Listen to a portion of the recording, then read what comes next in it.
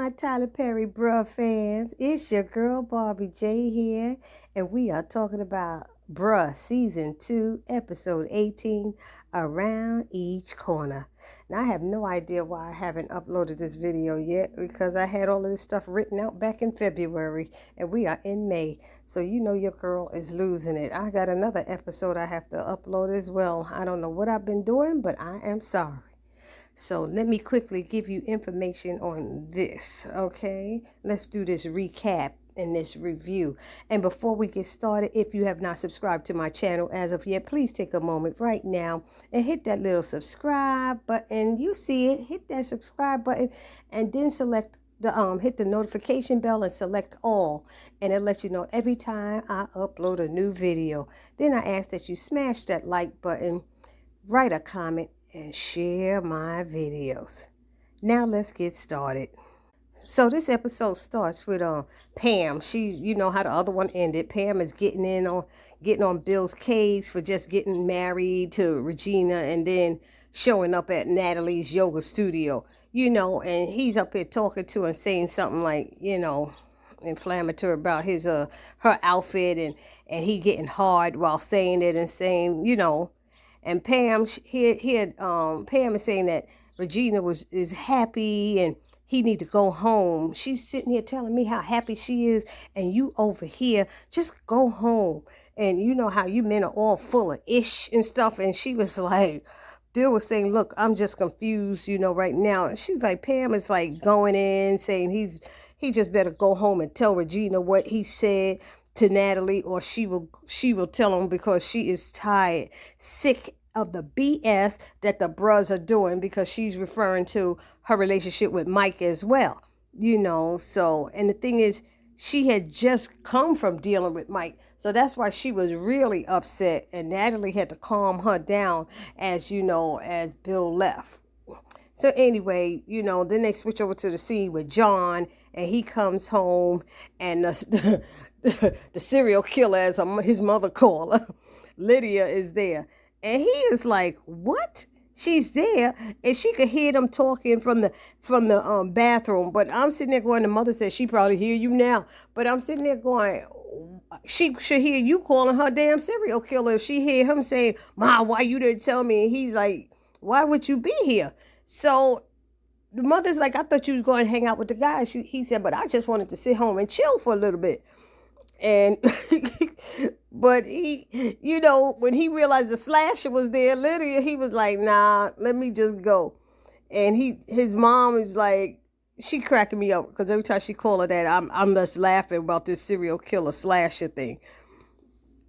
Anyway, so he asking her why she's there, and she said, oh yeah, I called your mom. He said, but I thought you had to work. He said, yeah, I took the day off, but I called your mom and asked to come over. I wanted to get her to know her better. He was like, what? So he asked his mom, please do not be talking about me already. And they were like, it's too late, It's too late. And she's like, Lydia did the laugh like John's mother do. She said, see, that's my girl. That's my girl. That's what the mother said. So she said, well, Ma, don't, he told Lydia, don't believe everything my mom says. He said, oh, yeah, I'm believing everything. She said, I'm believing everything. But John's excuse for being home, he said, was he came home to change. But the next thing you know, when he left out the door. He never went into his room to change. He just left out the door. And his mother was like, I don't know why you bother with him. And he got a little dick. I said, oh my God, whose mother sits there and talks about them like that? Miss Alice is crazy. I'm telling you, she off the chain crazy. Then they switch over to, was it Mike? He had the issue with his therapist because it's Natalie and he knows her, and but she said, I'm one of the counselors and you ain't got to worry because I'm not allowed to tell that you're here or tell anything we say and all that stuff. And you're welcome to get another counselor if you wish. And he's like, he thinks that's best, and that's what he wants to do. And she's like, okay. So he said, well, let's get that started now. She said, well, tonight I have to evaluate you, but you could get a new counselor in the morning. So she asked him a couple of questions, and he answers them. And then he asked her to get him something to help him sleep. And she's like, what? And he was like, yeah. Like, she said, okay, I could get you some tea, some nice tea. He's like, I need something stronger than that, some pills or whatever. She said, look, if you need any kind of substance to start going to sleep, that's one of the problems. She's trying to let him know. So he's like, well, I need something stronger. And since she was denying him all of that, he wants her to leave. He wants to leave the facility. He's like, maybe this is not for me. And so, and he was like, yeah, you could go. Like, and she's like, fine, I'll get up and leave. And he said, but get me something to help me sleep. She said, okay, I'm going to get you something. She's going to go get that tea is what she's going to do. But we all know it ain't going to be no pills or nothing that he waiting for. So he was mad and started kicking stuff, throwing stuff or whatever it was. He mad for being in there. But that's on him, Then we have Regina. She's telling Bill, Bill gets home and she comes out with a sexy negligee on and saying that, I guess this is our honeymoon night, and she's looking all cute and everything. And she want to get it on, but then he wants to confess that what he did, because Pam said she was going to tell. So he had to confess that he had gone to see Natalie, and he told Regina what he said and how Pam came in and heard him. And Regina asked, did you kiss or touch each other after you got hard, while with Natalie? And he said, no, not at all. And she was like, okay then. He's like, that's it? Okay. You ain't gonna hit me? You ain't gonna threaten me? You ain't gonna do this? And she's like, no. She said, I'm gonna let you do you. You do you, She was like, I'm not gonna police you. She said, it just seems like this is how our marriage is gonna be. And he was like, what? He's like, why did we get married? And then she was like, I gotta confess something to you. And then she tells him that she saw Peter. And you know who Peter is, the man she was going to marry when Bill came and ruined her wedding and everything. And she told what happened with him, that she met with him before at the Justice of the Peace. That's right. They met at the Justice of the Peace, and how they, they talked, and one thing led to another, and they had sex in the back of his car, whatever. And he's like, what? And he's getting mad and stuff. Bill getting mad. He's like, this is right before we get married? She's like, yeah. He said, then why did we get married? She said, because you owe me, nigga. That's how she felt. She was like, because you owe me. You ruined my damn wedding. Or you put me through. You owe me. And I was like, oh, okay. All right now. So, and she also let him know that she's like, look, I ain't the one. You've picked the wrong mother to mess with, She's like, she was going in. I ain't the one. And she said, and you better something about get your stuff together. She said, and you don't have no prenup? She said, I will make your effing life miserable. I will make it so get your ish together. And he was like, what the heck? And he was like, you don't scare me, But I was like, she gonna make his life a living hell. I was like, damn.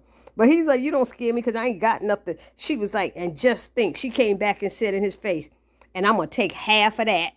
She going to take half of his nothing. I said, oh, no. All right, now. So Regina went in on him, and then it ended with John realizing something up about Greg's new girlfriend. He was there to talk to.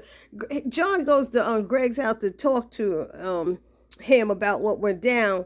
And all of a sudden, John got on a new outfit. I said, he never went into his bedroom to change. So how does he have on a new outfit? So they messed up with that scene. I saw which way he went. He left out the house instead of going into his bedroom. But anyway, so he shows up with Greg's new outfit, his clothes. And he said, I need to talk to you. And Greg is like, I got a date right now. I can't right now. And John's like, oh, this the girl you talking about you met and all this stuff. I want to meet her. He's like, no, she's shy. I don't want you to meet her. I just need you to go. I need you to go. He said, no, come on now. Let me just say hi. So the guy, Darla shows up at the door before John leaves. And he said, hey, hello. And he's shaking his hand and he's looking at her saying, you look familiar. He kind of say it real quick by leaving. He said, I know you. He said, you look familiar. And then he just leaves. So Greg and Darla talk, and Greg trying to kiss all over her and stuff. And Darla trying to take it slow and all this. So it ended with John showing up at Bill's house. And Bill's like, it's not a good time. He's like, yo, no. No, he said, I gotta tell you something, because this girl that Greg is seeing ain't who he think they are. They're not who they think they are. And he showed what what Darla used to look like. It used to be Darren, and now he goes by Darla. So he knows he's a transgender, transsexual, trans something, whatever. So he's sitting there going, oh no. And he's telling this to Bill, and it went off like that. So that was how that episode ended. But I get my laughs off of it. Miss Alice is a trip. I like John. It's funny too. But this was interesting. I want to see what Regina's going to do to Bill. So anyway, I will see you guys in the next video, which I'm going to put up real soon. This your girl, Barbie J, saying peace.